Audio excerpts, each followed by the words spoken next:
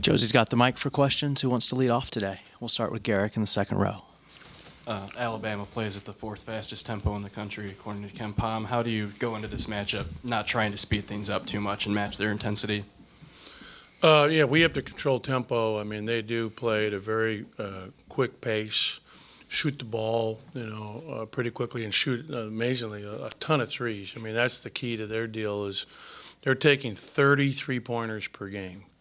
So they literally are like the Houston Rockets of college basketball in terms of, the analytics and how they're playing, and they do a really good job. I think when you think about Kyra Lewis and Petty, there's not a better pair of guards in our league anywhere.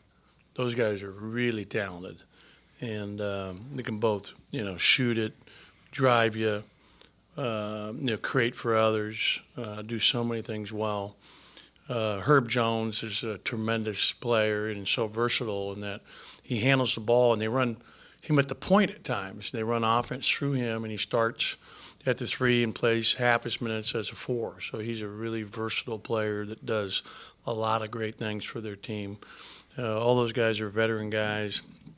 Shackelford, who will start or be the first guy off the bench, is a great three-point shooter, lefty, really shooting the ball well from the perimeter. And, Reese is shooting great. And they have another big. When you have him out there, there's a 6'10" guy shooting 36% who can really shoot threes and has attempted as many threes as Kyra Lewis, for example. And then there are two guys inside, Galen Smith and Davis, are both very good, powerful, physical players that are really doing a great job in their role of playing good post defense, banging the offensive glass, finishing around the hoop. We'll go ahead to Joel, to coach's right on the front row. Got a couple of games now coming up on the road. Obviously, last year starting 0-2, I believe, in conference play. How important is this stretch here with a couple on the road after dropping the one at home? I guess every game there's pressure and that whole 9 yards, but is there kind of an urgency to make sure you at least split over these next two? Bottom line is we just look at things one game at a time.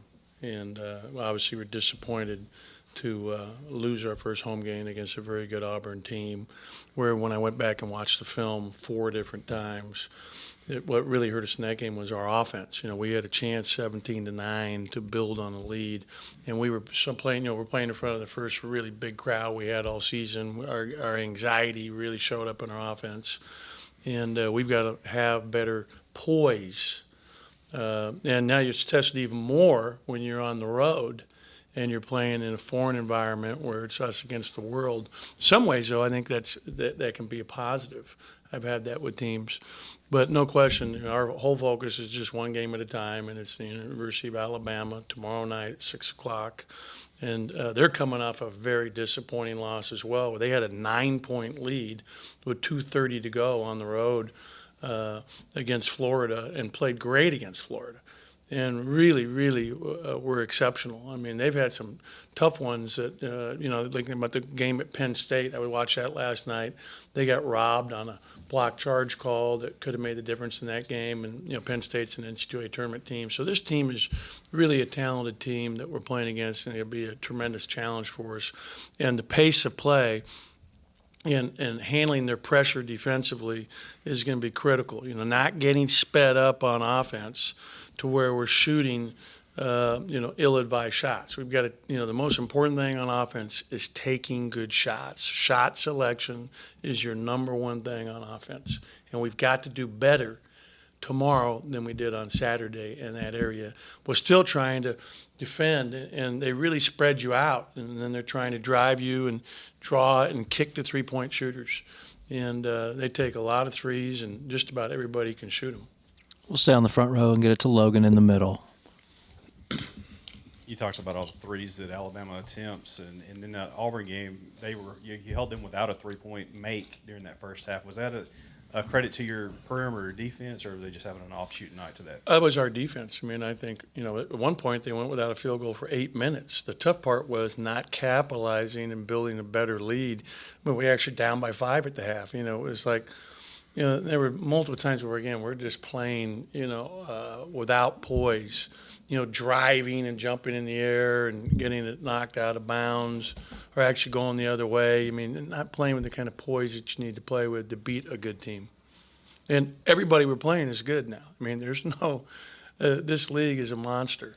When you look at I was looking today at the net rankings of our league and where everybody is. I mean, it's pretty incredible league again.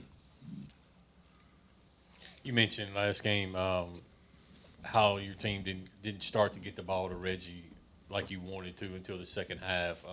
How much of an emphasis do you put on that going into the Alabama game and what?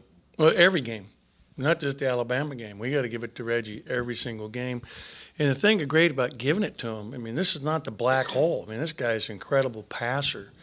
We had a scout yesterday from the Memphis Grizzlies here, and I was talking with him about, he was questioning about some of our players. And I said, Reggie, I think, the thing that's so special about him is that his ability to pass. I don't think can ever be appreciated enough for a guy who's 6'9", 248 pounds to be able to pass the way he does. So you want to run as much as you can through him and let him make plays for others. When we cut the lead to 48-46 in that game, he made a jump stop pass to Robert for a backdoor dunk, and then I had to give him a blow, and when he goes out, boom, the lead balloons to 10. And so we've got to do a better job when he's out of the game, shoring it up. But I thought Reggie had a fantastic game in our last game, and we want to get it to him every night against everybody. You mentioned after the Auburn game about trying to get the ball to Abdul more the way that he's playing offensively. How can you try to do that within the offense? Look for him. And I tell you what, he got a little bit tired because there were a couple of times I thought he was open and he wasn't even looking for it. He was breathing so hard from just playing so hard because the game was like a track meet. The most shots we've taken all year were on Saturday, 68 in one game. And we missed 45 of them. So it's probably smarter to maybe take, 60 shots and make a higher percentage of them. And that's something that, when you look at our team, we got one senior, we're learning as we're going here, and we got to learn in a hurry because now we're in conference. Anything else for Coach before we let him go? Thank you. All right.